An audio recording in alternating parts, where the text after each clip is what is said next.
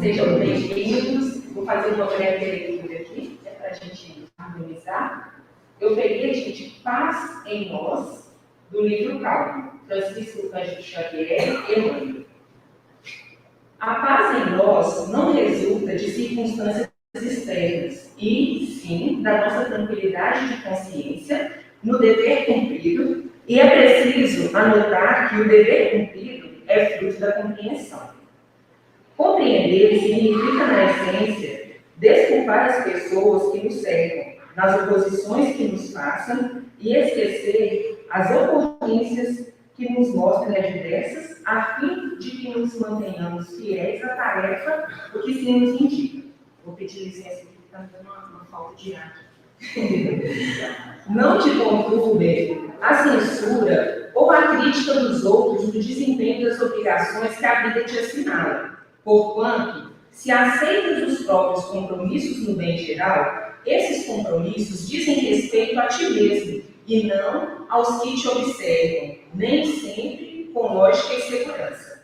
Em qualquer atividade edificante, convém lembrar que ideias e palavras, ações e atitudes dos outros pertencem a eles e não a nós.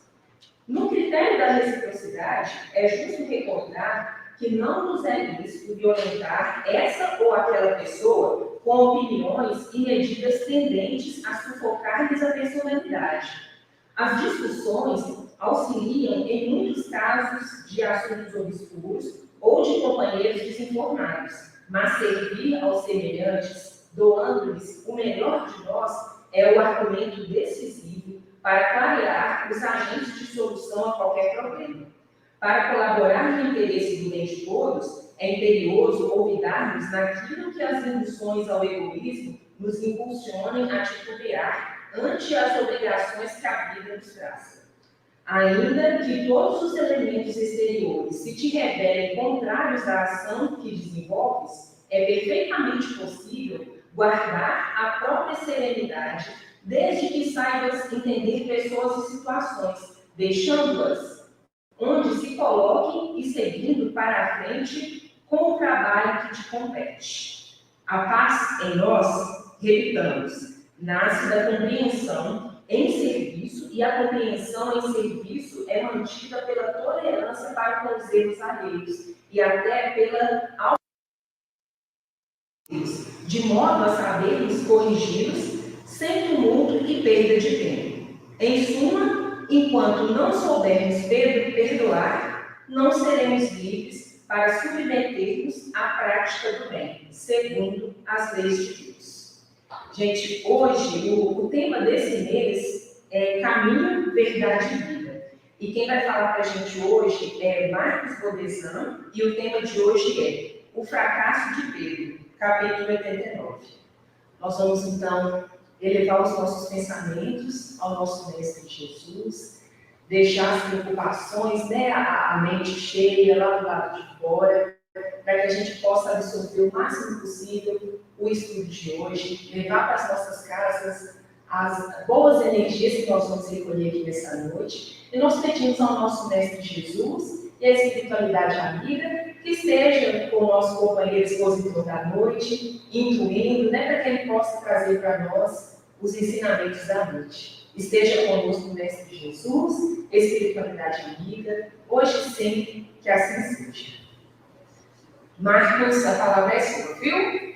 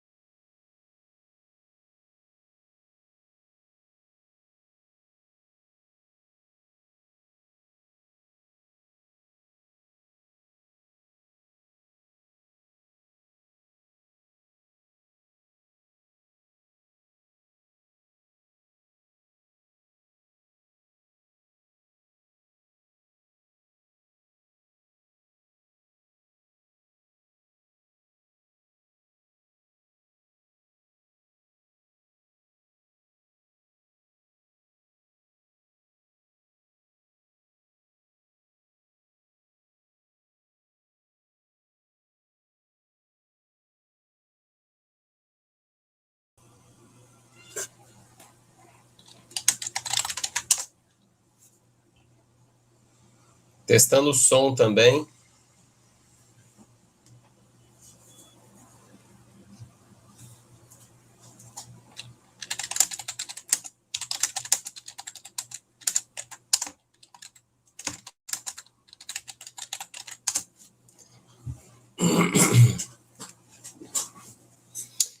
Beleza, então, pessoal.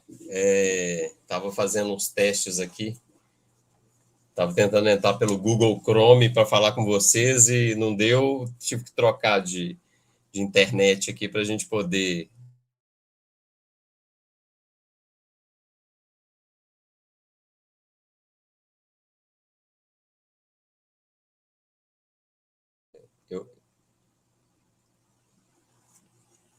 Eu gosto sempre de dizer que eu não faço palestras, eu não faço estudos, eu gosto de fazer reflexões sobre o tema, né? Eu acho que é muita pretensão da minha parte falar que eu faço estudo. Eu acho que quem faz estudo é aquele que se debruça sobre os livros, né? Escolhe alguns temas que vai pesquisar, que vai estudar, e não é o meu caso, né? Eu sou um colaborador do Centro Espírita, né? Da doutrina espírita, faço as minhas reflexões e gosto de dividir com as pessoas as reflexões que eu faço. Eventualmente, né? Algum tema igual vocês escolheram, pelo jeito que vocês estão estudando aí, né? Ou a coleção Fonte Viva toda, ou especificamente o Caminho, Verdade e Vida, né? Que é um dos livros. E eu vou trazer aqui as minhas reflexões sobre o estudo, sobre o tema da noite, que é o capítulo 89, que ele foi intitulado O Fracasso de Pedro. A gente vai ler um pedacinho, né? A gente vai lendo pausadamente o capítulo e vamos fazendo essas reflexões. Eu já tive poucas vezes aí, né, no centro, no Lares Unidos, e foi muito prazeroso, né? Foi uma energia muito boa estar aí perto de vocês, ao vivo. É até estranho fazer um estudo aqui, me vendo na tela, né, e não vendo vocês, porque é um prazer muito grande o presencial, né? Eu adoro, eu acho muito bom, muito rico essa troca de energia. Mas dentro das possibilidades, né? Hoje, até pela pandemia, eu iria, mas existem impossibilidades práticas que eu não pude estar presente. Mas a gente faz do mesmo jeito. Então, meu nome é Marcos Bondesan, né? Sou do Centro Espírita Tiago Maior, a gente ajuda lá há alguns anos, e meu apelido lá é Chuchu. Então, poucos, né? Se você chegar no Tiago Maior e perguntar para o Marcos Bondesan, poucas pessoas vão saber quem é, mas por Chuchu algumas pessoas vão saber, né? Então, quando a gente tiver presencial aí, ou no momento que se houver algum tipo de troca, né, alguma pergunta, né, podem me chamar da forma que vocês se sentirem mais à vontade. Então, vamos lá, né? Sem delongas, depois o Guilherme dá um ok aqui para ver se o som, o vídeo tá bacaninha, né? Se o pessoal está escutando direitinho aí, para a gente continuar. Mas vamos lá. O fracasso de Pedro, capítulo 89 do Caminho, Verdade e Vida. Valeu, Guilherme.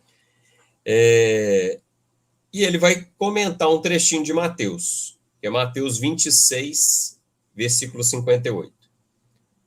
E Pedro o seguiu de longe até o pátio do sumo sacerdote. E, entrando, assentou-se entre os criados para ver o fim. Esse finalzinho de Mateus, ele traz o momento ali que precede a crucificação, em que Jesus é preso e é levado ao sinédrio ali para ser julgado. E ele já tinha avisado para Pedro, né, aquela famosa situação em que Pedro fala que jamais abandonaria Jesus, e Jesus avisa para ele, falou, Pedro, não é por nada não, né, mas antes de eu ser crucificado, antes que o galo cante, né, você vai me negar 3 vezes, ou seja, naquele dia mesmo. ele já fala para Pedro, falou, antes que amanheça o novo dia, né, você vai me negar 3 vezes. E Pedro, né, era muito impulsivo, e ele chega para Jesus e fala assim, que é isso, Jesus? De maneira nenhuma, você está maluco, né? Eu vou com o senhor até o final, estamos juntos, né? E aí,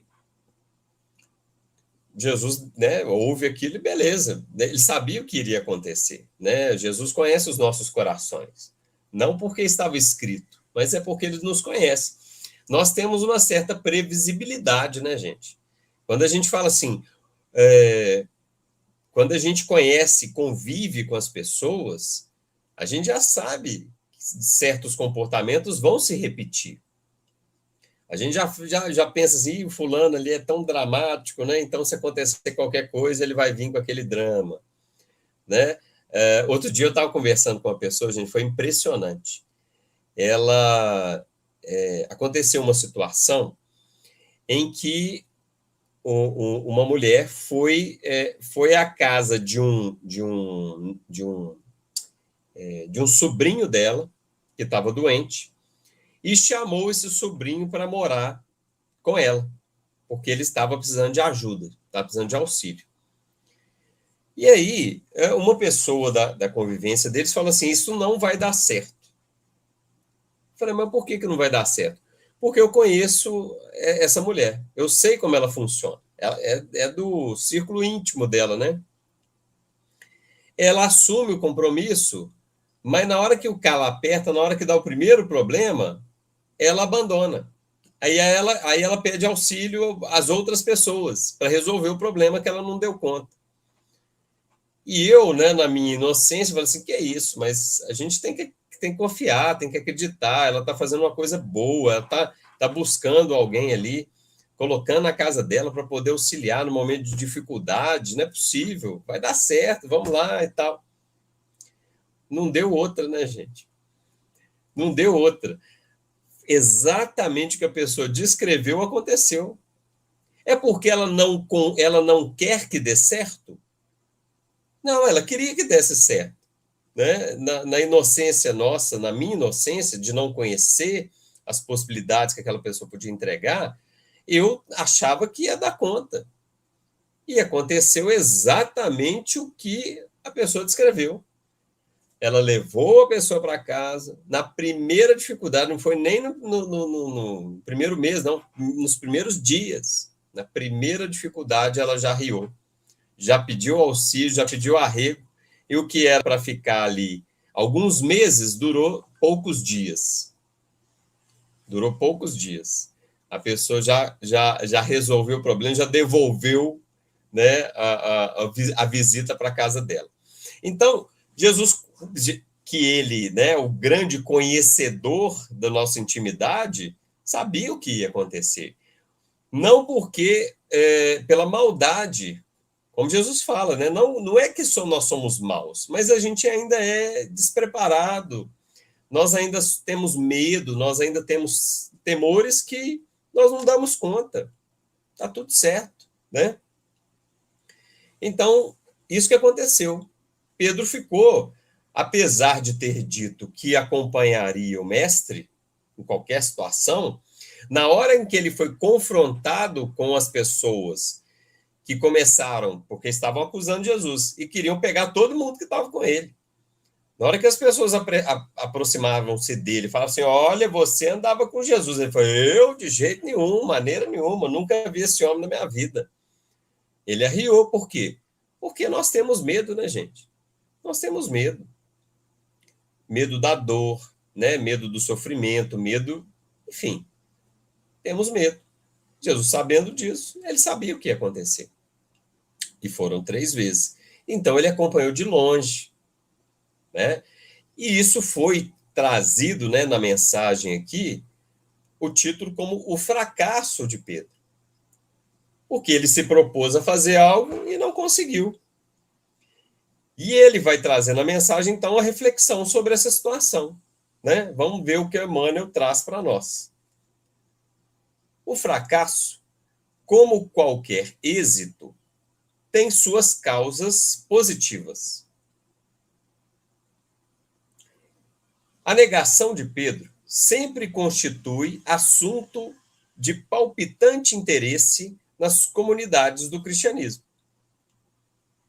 Enquadra-se-ia a queda moral do generoso amigo do mestre num plano de fatalidade? Por que se negaria Simão a cooperar com o Senhor em minutos tão difíceis? Então, olha a questão que o Emmanuel traz para a gente. Ele começa primeiro com uma situação. Ele fala que o fracasso tem suas causas positivas. Né? Vamos dizer assim, dá para aproveitar algo de bom na falha de Pedro.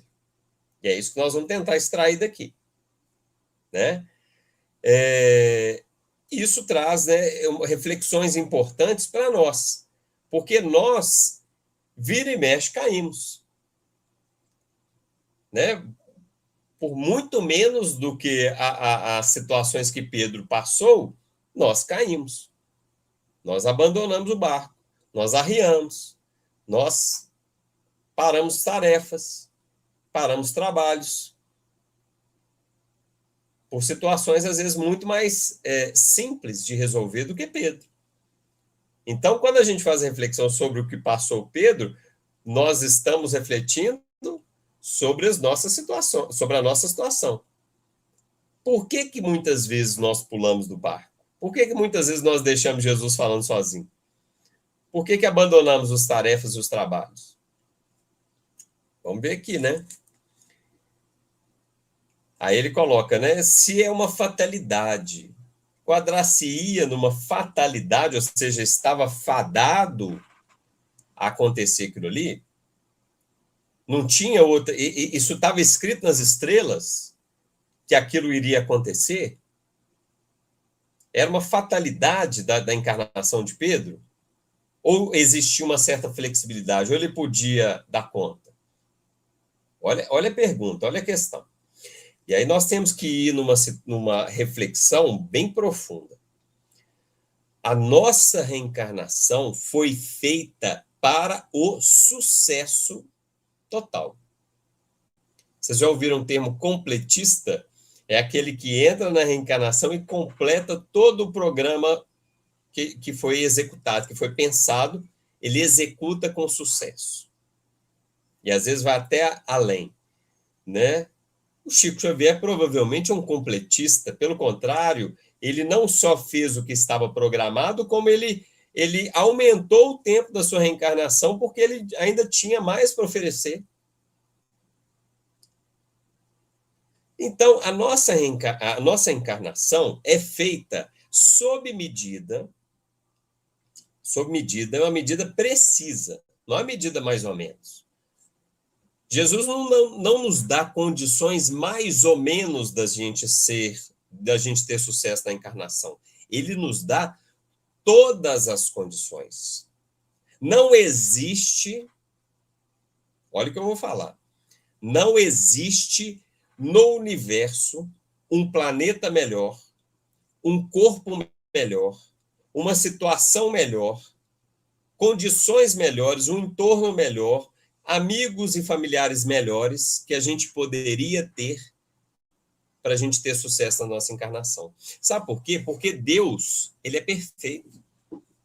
Deus ele não escolhe o que é bom, ele escolhe o que é perfeito.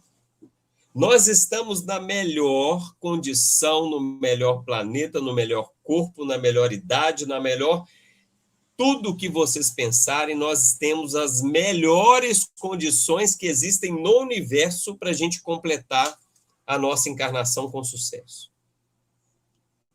Mas muitas vezes nós escolhemos, por vontade própria, não seguir esse caminho.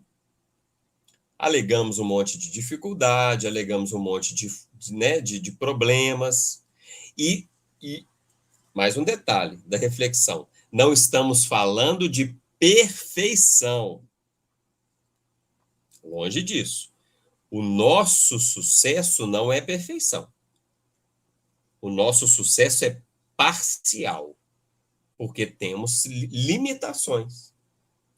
Se eu me comparar com Jesus, com Chico Xavier, com Madre Teresa de Calcutá, com qualquer pessoa que fez um trabalho magnífico dentro do cristianismo, Irmã Dulce, e aí a gente vai, Francisco de Assis, nós vamos nos sentir muito limitados. Mas nós não estamos falando de comparação com eles, nós estamos falando de comparação com nós mesmos.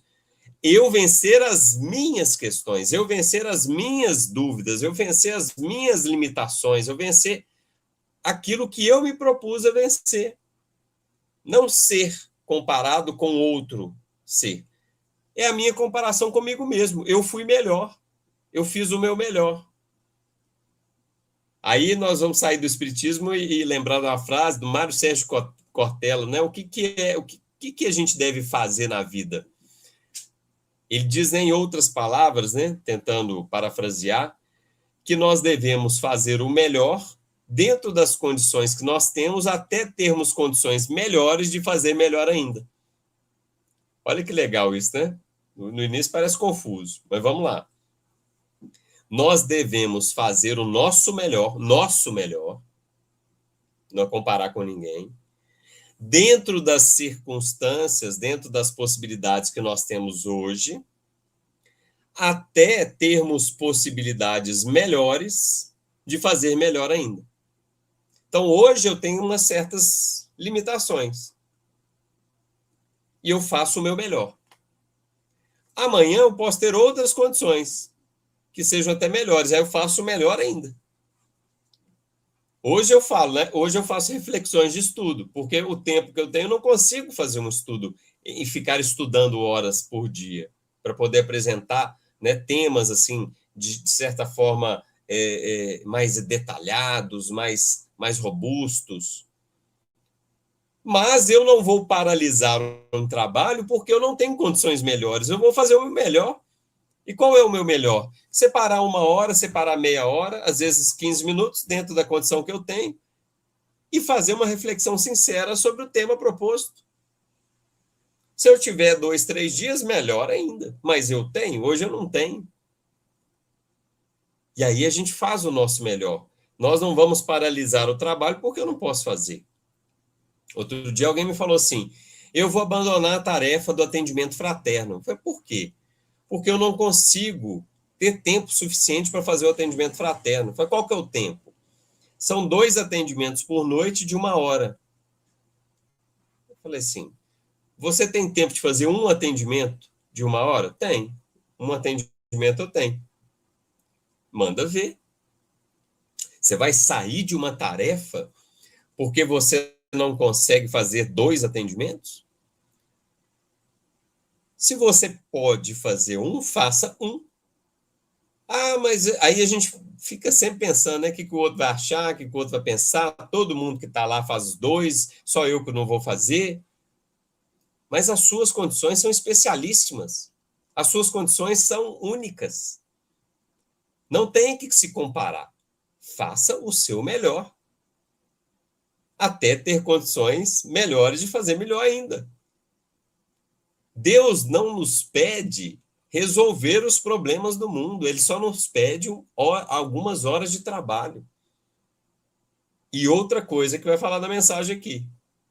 O tempo de trabalho é 1. A outra coisa vai falar na mensagem. Vamos lá. Por que se negaria Simão a cooperar com o Senhor em minutos tão difíceis? Útil nesse particular é o exame da sua invigilância. A invigilância ou a vigilância é o outro recurso que nós precisamos para viver bem na nossa encarnação. Você se propõe a fazer certas tarefas em certos horários, ou seja, nós temos, de certa forma, hora marcada para ser bom, hora marcada para fazer caridade, hora marcada para fazer o bem. As outras horas do dia, da semana e do mês, muitas vezes nós nos sentimos isentos dessa responsabilidade. Tratamos as pessoas do jeito que a gente quer, lidamos com o tempo da maneira que a gente quer, jogando muitas vezes tempo fora, através de muitas horas de televisão, de streaming, de celular, de inutilidade. Mas eu quero manter uma consciência tranquila porque eu tenho uma ou duas tarefas agendadas durante aquela semana. Então, ser cristão, para mim, pressupõe estar vinculado a uma religião e estar vinculado a uma tarefa em que eu vou me dedicar àquilo ali. E todo o resto do tempo, eu tenho a liberdade, ou eu sou café com leite, né, como a gente fala quando é criança, né? Eu não estou sendo cobrado do meu comportamento. Essa invigilância, ela é a anticâmara da queda. Porque, claro que, dentro das nossas possibilidades, nós precisamos, sim, ter hora marcada para sermos bons. Ter hora marcada para fazer caridade. É um ensaio para que, lá na frente, eu possa ser bom o tempo todo e fazer caridade o tempo todo. E não é a caridade limitada que a gente consegue conceber, né? Mas eu vou fazer caridade o tempo todo? E como que horas que eu vou trabalhar? Ué, mas e quem disse que você precisa deixar de trabalhar para fazer caridade, se você pode ser caridoso dentro do seu trabalho? Eu preciso parar de trabalhar para ser caridoso? Ou caridade é só entregar cestas, fazer sopas, campanhas do quilo, atendimentos fraternos, palestras e etc. e tal? E as relações humanas? Eu preciso deixar de frequentar a minha própria casa para fazer caridade? Ou o melhor atendimento às pessoas dentro do meu lar é a caridade esperada por Jesus? Me colocar à disposição nas tarefas, não reclamar, tentar auxiliar, tentar não criticar, tentar melhorar o meu comportamento, tentar diminuir a minha agressividade, a minha impaciência, a minha intolerância. Será que eu preciso parar de vivenciar as situações do mundo para viver a caridade, ou eu posso ser caridoso no momento em que eu atendo um telemarketing, em que não é um robô falando, mas uma pessoa que tem sentimentos, que está exercendo um trabalho, por mais que eu desqualifique aquele trabalho, é uma pessoa, um ser humano, que vai embora para casa melhor ou pior de acordo com as respostas que tem, com as situações que vive naquele dia. Assim como eu vou embora mais cansado para casa se eu vivi problemas, discussões, brigas, enfim, dificuldades dentro do meu trabalho. Então, se eu tenho a possibilidade de, no atendimento telefônico, contribuir para que aquela pessoa volte para casa melhor naquele dia, olha a minha caridade funcionando em momento integral, full time. Por que não? E aí eu vou deixar de fazer caridade só no centro espírita e passo a fazê-la todos os dias. Isso é a vigilância. Isso é quando eu percebo em que a oficina de trabalho de Jesus é a própria vida. E não situações locais específicos como um centro espírita e uma tarefa de pãozinho. Mas a vida em si é uma oportunidade infinita de auxiliar, de sermos melhores, de propormos melhorias para o nosso comportamento o tempo todo. Isso é a vigilância, que faltou para o Pedro. A mensagem é maravilhosa, né, gente? Aí ele traz para os dias atuais. Grande número de discípulos modernos, somos nós, participam das mesmas negações, em razão de continuarem desatendendo, né, as demandas do Cristo, desatendendo as solicitações do Evangelho. Então, vamos lá, vamos continuar. E aí ele fala grande número, né? Alguns estão conseguindo atender. Porque a gente tem que... Muitas vezes a gente lê as mensagens espíritas, né? E a gente sempre se cobra, né? Eu não estou fazendo isso, eu não estou fazendo aquilo, eu não estou fazendo... Alguns de nós, gente, estão fazendo sim. Porque se a gente ficar nessa, conhece o Espiritismo, vive 10, 5, 10, 20, 30, 40 anos nessa, eu não faço, eu sou assim, eu sou assado, tem alguma coisa errada. A gente precisa refletir tanto para começar a fazer. Ah, em vigilância, a gente é muito invigilante. Essas frases prontas, a gente tem que fugir delas. Eu sou muito... Eventualmente, nós somos invigilantes, mas que a gente seja vigilante. A proposta é ser. E não ficar só repetindo, né, as fraquezas. Ah, eu não sou, eu não sou, eu não sou, eu não sou. A mente acredita em você e fala, bom, já que ele está falando que não é, então não vamos ser. É a programação neurolinguística, né? A programação do cérebro. Ele obedece às suas ordens. O cérebro é uma máquina perfeita, ela foi feita para executar ordens. Se eu falar assim comigo mesmo, nossa, essa noite eu vou ter apenas 2 horas para dormir, 3 horas para dormir, eu vou acordar acabado amanhã, eu vou acordar assim, destroçado, vai ser uma dificuldade, o dia vai ser péssimo. O que você está fazendo? Você está programando seu cérebro para que isso aconteça.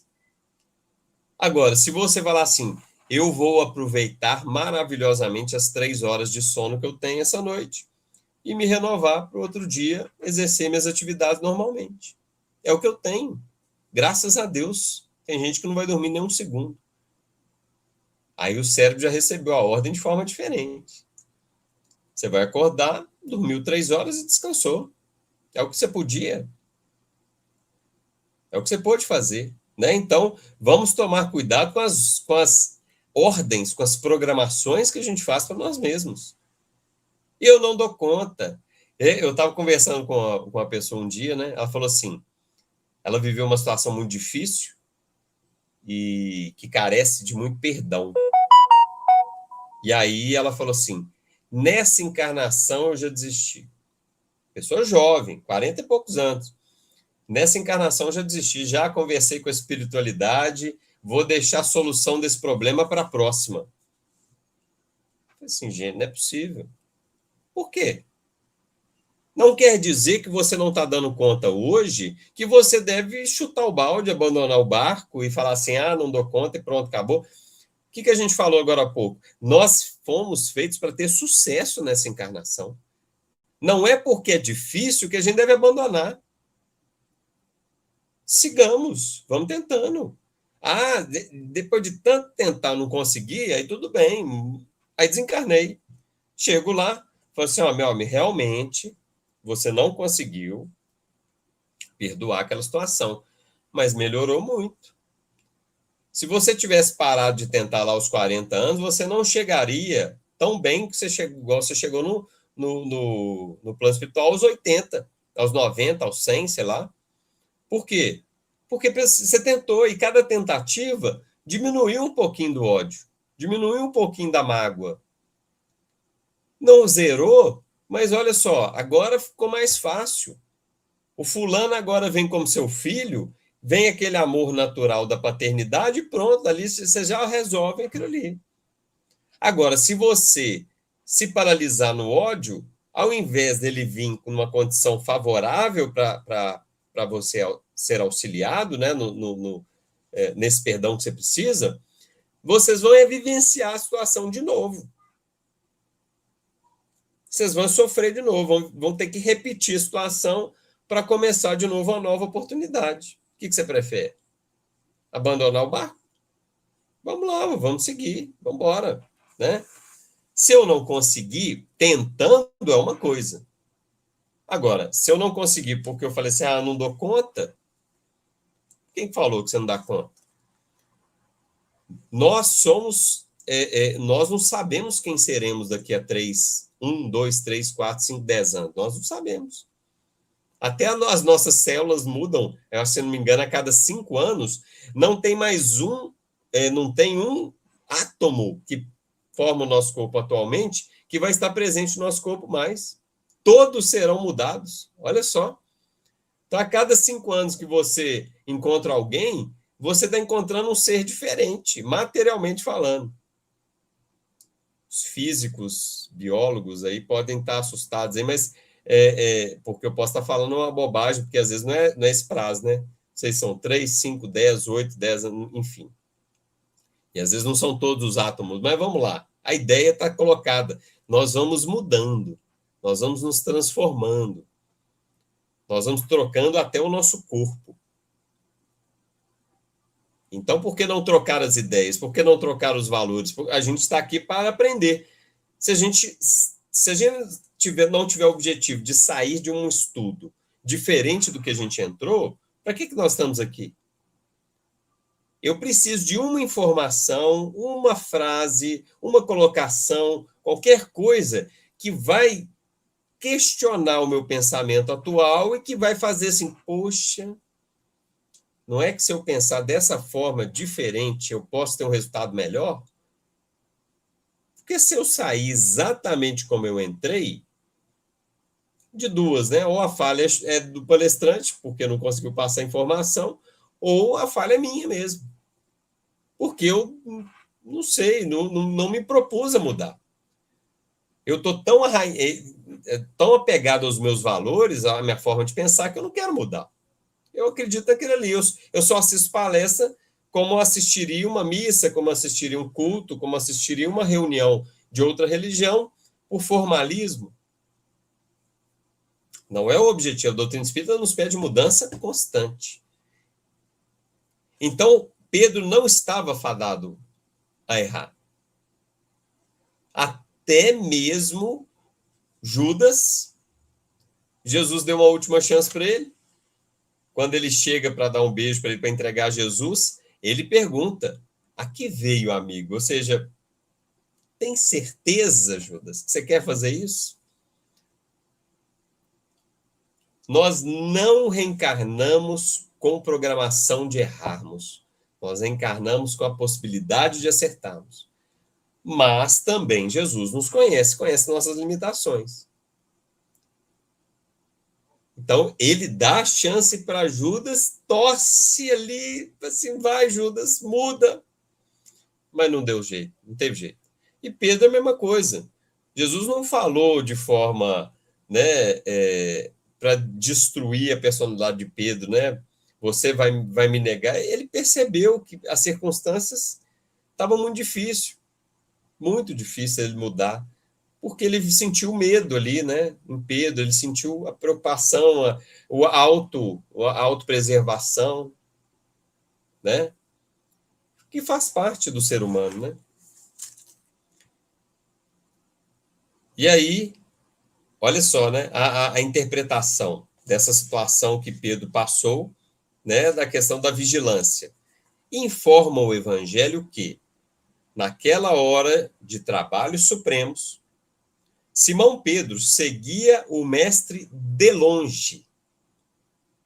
Olha como que o Emmanuel vai na veia, né? Tá lá. E Pedro seguiu de longe. Quando estamos seguindo Jesus de longe, Jesus está ali, está no centro espírita, né? Tá ali. Nós estamos rodeando ele, mas nós estamos de longe. Estamos de longe. Nós não estamos agarradinhos, nós não estamos perto, nós não estamos assim, a cada atitude minha, eu procuro ali a orientação de Jesus, a orientação do Evangelho, eu busco uma transformação. Eu vou ali, né, uma hora ali na tarefa eu me aproximo do Cristo, alguns momentos do dia ou da semana eu lembro da oração, então nós estamos rodeando, mas não estamos ali grudados. Então, quando a gente vê Jesus de longe, quando ele se afasta, vem o problema e a gente tem dificuldade de lidar com ele. Outra passagem muito nítida de como que isso funciona é aquela que Jesus estava dormindo no barco e veio a tempestade. Não sei se vocês lembram.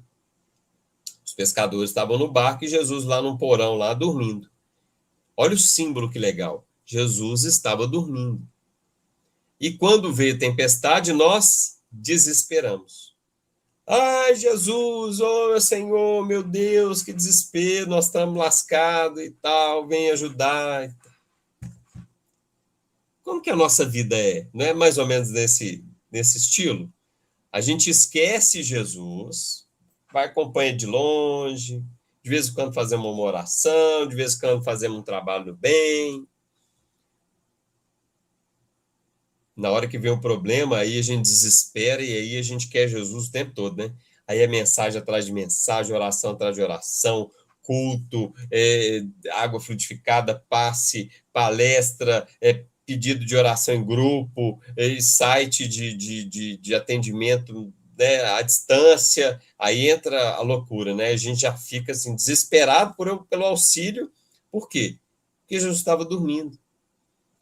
Nós devemos manter Jesus perto e acordado dentro de nós.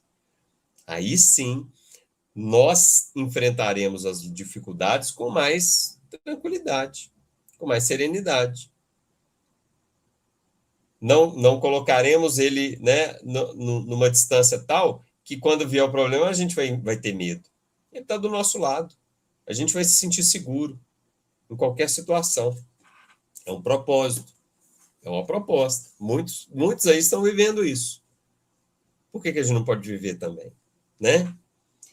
Aí ele coloca: Simão Pedro seguiu o mestre de longe, ficou no pátio do sumo sacerdote e assentou-se entre os criados, deste para ver o fim. Então ele ficou apreciando Jesus de longe. Leitura cuidadosa do texto esclarece-nos o entendimento que reconhecemos que, ainda hoje, muitos amigos do Evangelho, somos nós, prosseguem caindo em suas aspirações e esperanças por acompanharem o Cristo à distância. Então, muitas das nossas falhas, muitas das vezes em que abandonamos a tarefa, muitas das vezes que a gente erra naqueles erros repetidos, é porque estamos desatentos, acompanhando Jesus de longe, né? Sem a disciplina, sem a vigilância. E aí, alguns motivos pelos quais a gente faz isso.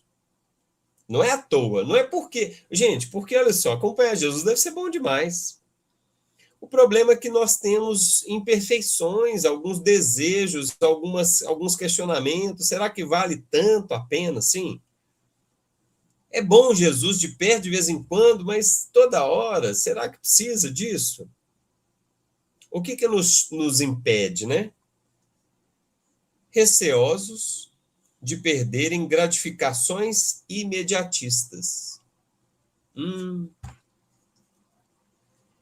Estar vinculado sentimentalmente a certas tarefas, a certos compromissos, igual eu falei, aí nós vamos abrir o leque, não em hora marcada, mas no compromisso, por exemplo, de ser caridoso, de sermos o melhor que a gente pode ser, de auxiliar. Será que isso é compatível com uma vida, por exemplo, em que nós buscamos o recurso material em primeira instância? Como diz o Evangelho, é possível amar a Deus e a Mamon ao mesmo tempo? Ou quem ama um Deus, deixa o outro abandonado?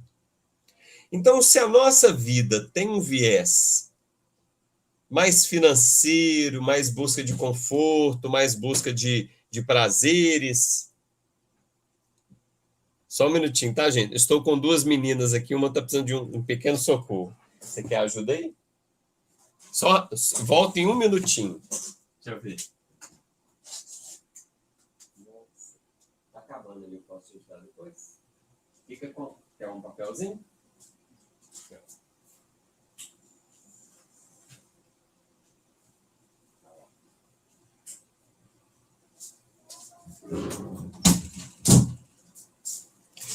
Já estou de volta. Então, se a gente está nessa busca mais imediatista, os prazeres, por exemplo, o tempo livre. Eu valorizo demais o tempo livre. Para mim, a questão é férias, final de semana, carnaval, feriado. Eu tenho dificuldade de assumir os compromissos porque eu fico com medo de perder meu tempo livre. Né? Os compromissos da vida cotidiana, eu não consigo abrir mão das festas. Não preciso abrir mão de todas, né? Mas algumas eu estou tão focado nas questões humanas, materiais, que fica difícil assumir um compromisso perante o Cristo. Porque tudo é necessário, tudo é justo, tudo. A gente sempre alega isso, né? Mas eu não devo participar dos eventos humanos. Se você quer seguir o Cristo, alguns deles você vai ter que perder. Não tem outro jeito. Tem uma frase maravilhosa, né? Que eu acho que resume o que eu estou falando, que é a seguinte. Está lá em Mateus 16, 25. Para mim, o resumo do Evangelho. Para mim. Porque aquele que quiser salvar a sua vida, perdê-la. E quem perder a sua vida por amor a mim, achá-la. O plano espiritual funciona assim. Se eu tentei preservar a minha vida humana, o meu tempo, o meu dinheiro, né, os meus compromissos humanos, os meus prazeres, eu vou chegar mal no plano espiritual. Se eu conseguir, dentro das minhas possibilidades, pelo menos começar a abrir mão de certos prazeres, de certos confortos, de certa grana e de certo tempo, em nome de auxiliar, de gastar um tempo da minha encarnação para cumprir a missão que Jesus nos colocou, que é de auxiliar, de sermos, né, ajudarmos uns aos outros, aí eu comecei a entender o Evangelho. Então, existe uma frase também que eu ouvi uma vez, um palestrante do Manuel Felipe Santiago, que é um centro também bacana de BH, que a mãe dele falou assim, na dúvida, opte pelo sacrifício. Na dúvida, opte pelo sacrifício. É uma situação que a gente deve pensar, gente. Se a gente toda hora está alegando os compromissos humanos para deixar de seguir o Evangelho, alguma coisa está errada. Alguma coisa está errada. É aquela história, né? Quando é jovem, eu sou jovem demais para gastar o tempo nessas coisas de evangelho, né? Quando está no meio da vida, nossa, eu trabalho demais, tenho família para criar, para ficar gastando tempo com o evangelho. E quando está velho, eu já estou muito idoso para ficar, né, gastando minha vida aí com essa história. Então a gente, né, é muito compromisso, muitas atividades, muitas situações, e aí? A vida vai nos convidar à tarefa, né? Eu vivi uma experiência recente que eu acho que foi uma resposta ao meu deslize em relação aos compromissos com Cristo. Eu fazia uma tarefa do pãozinho, que eu ia ali em alguns lugares muito pobres, né, Cracolândia e tal, e levava lá um lanche para o pessoal, e veio a pandemia, eu abandonei ela completamente, alegando uma causa justa. A gente pode discutir, né? Deveria fazer, não deveria fazer, com proteção, sem proteção, enfim. É difícil, né? Eu acho que todo mundo passou por isso, todos nós passamos por isso, esse conflito, né? O que a gente deve parar de fazer, o que não deve. Enfim, eu acho até que a dúvida sincera, ela é muito bem-vinda no Evangelho. Mas, às vezes, a gente se apega a uma facilidade e acaba esquecendo os compromissos. E aí, depois de muito tempo, eu tive que passar várias semanas dormindo no Hospital André Luiz para acompanhar um parente que foi internado. Então, eu vivi aqueles dias, assim, praticamente todas as noites, durante um mês, eu fiquei lá dentro. E aí eu ficava tentando entender por que eu estou vivendo isso aqui. E aí veio a resposta. É um super intensivo para repor o tempo perdido. das tarefas que você abandonou, alegando que você não podia estar próximo das pessoas. Agora eu estava reunido com 20, 30 pessoas, dentro de uma ala do André Luiz, e tentando auxiliar, fazendo atendimentos fraternos informais, né, conversando, tentando dar uma mensagem positiva para as pessoas, e foi um trabalho maravilhoso. Graças a Deus, eu saí de lá renovado, e eu percebi que eu não posso parar a tarefa. Eu não posso parar. Mas Deus foi muito bom que me deu um super intensivo para eu falar assim, eu preciso disso aqui, eu preciso estar junto das pessoas que sofrem. Eu não posso abandonar essa tarefa. É a vigilância. Né? A vigilância me colocou numa obrigação que foi, assim, a princípio, acima da minha capacidade, né? Mas eu dei conta. Depois de muito sofrimento inicial, eu entendi o que eu estava fazendo ali. Então, a vida vai nos cobrar. Então, que se a gente puder fazer aos pouquinhos, melhor ainda. Se eu não puder, de repente vai vir uma bomba dessa para a gente poder repor o trabalho que a gente deixou para trás. Então, a grande questão é essa: a gente se manter perto de Jesus, se manter perto do Cristo, para que a gente consiga exercitar nosso cristianismo com qualidade. Que a gente consiga abrir mão de coisas da vida para a gente conseguir vivenciar o cristianismo. Vou indicar um filme para vocês, Padman, um filme indiano do homem que, na Índia, se preocupou com a questão dos absorventes femininos. Quando ele começou essa questão na vida dele, preocupado com a sua esposa, né, em vez de usar absorventes por falta de recursos financeiros, inclusive, porque eram muito caros, elas usavam paninhos ali para tentar conter a menstruação, e ele se preocupou com aquilo ali. Se vocês verem a batalha dele, uma história real, verem a batalha desse homem, o que ele passou, o que ele abriu mão na vida dele para poder auxiliar o próximo, olha, é extremamente emocionante. Ele tinha aquela capacidade, mas a gente pode ter a nossa cota de sacrifício que a gente pode colocar em prática para a gente poder, né, no momento da prova, não fazer igual Pedro. Se não der conta, beleza, vamos errar, vamos tropeçar, né? Vamos ter o fracasso do Chuchu, o fracasso do João, o fracasso, né, de todos, mas, hora ou outra, vamos conseguir. E é isso que a gente deve buscar.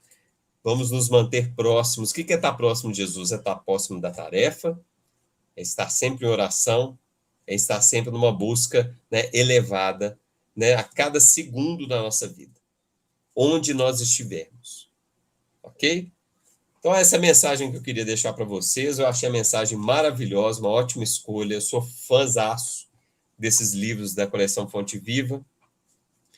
Né? E aí, Guilherme, você me auxilia aí, se faço eu ou fazem vocês aí a oração de encerramento, se tem alguma pergunta, enfim, se tem alguma questão aí para a gente poder contribuir, tá bom? Muito obrigado pela oportunidade, que Jesus abençoe a todos nós.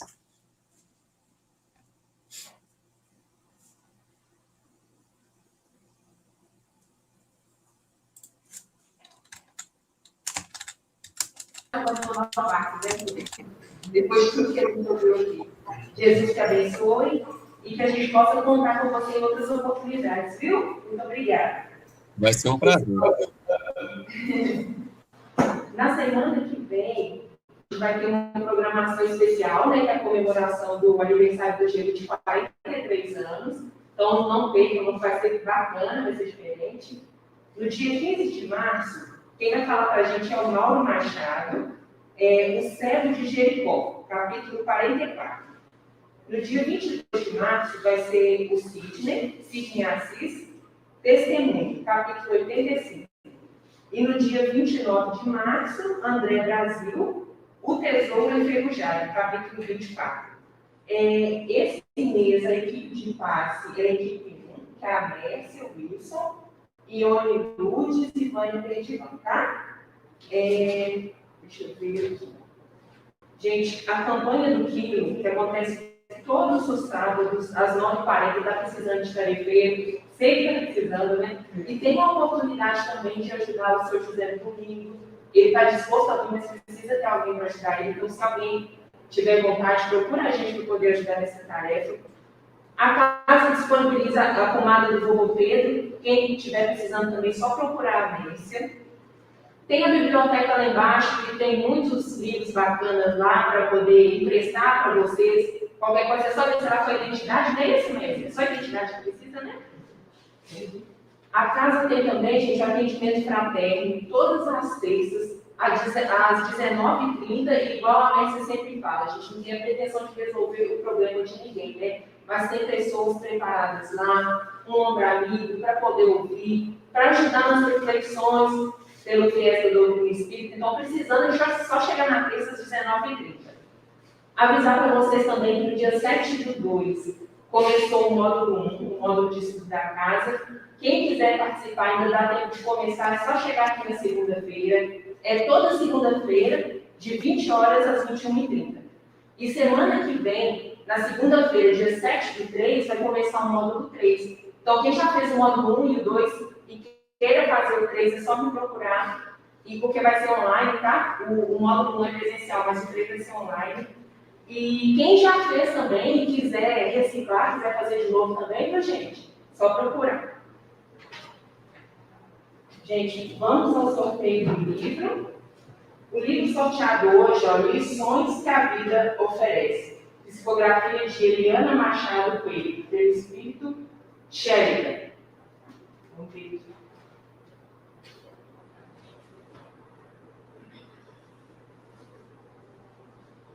Número 34. Seu Ione, não, né?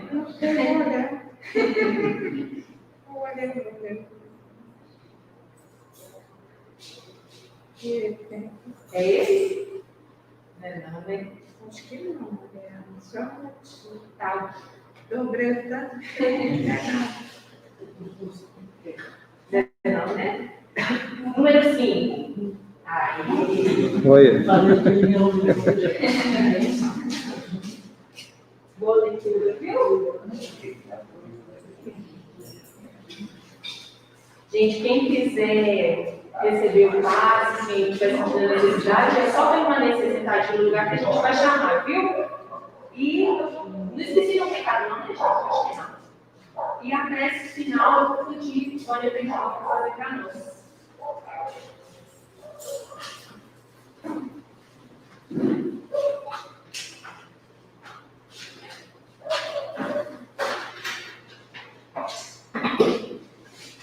Senhor Jesus, mais uma vez, Senhor, queremos agradecer a sua presença nessa hora sagrada. E através dos amigos espirituais, está aqui neste instante, cuidando de todos nós, fortalecendo em nós esse propósito do bem e do servir. Agradecemos a presença da espiritualidade que, com certeza, Senhor Jesus, veio nos socorrer, veio cuidar das nossas dores. Agradecemos essa casa bendita que nos acolhe com tanto carinho. E obrigado, Senhor, por essas palavras que ouvimos nesta noite, que ela possa entrar em nossos corações, para que possa sair em ações, em atitudes. Fique conosco, Senhor Jesus, hoje e agora sempre, que assim seja. Eu queria cantar parabéns para a Rosinha, mas ela está lá embaixo. Porque amanhã é aniversário dela, eu queria cantar parabéns para ela. Gostaria. Ela está sendo solicitada aqui com uma emergência. É tão bom quando a gente recebe esse não porque eu quero saber que a gente está um ano mais para frente. Mas é tão bom. Não é? foi embora.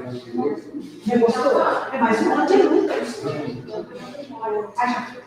Mas vamos cantar, então, que ela receba lá, que ela vai poder ver, né? Então, vamos cantar, né? Parabéns para você, nessa data querida.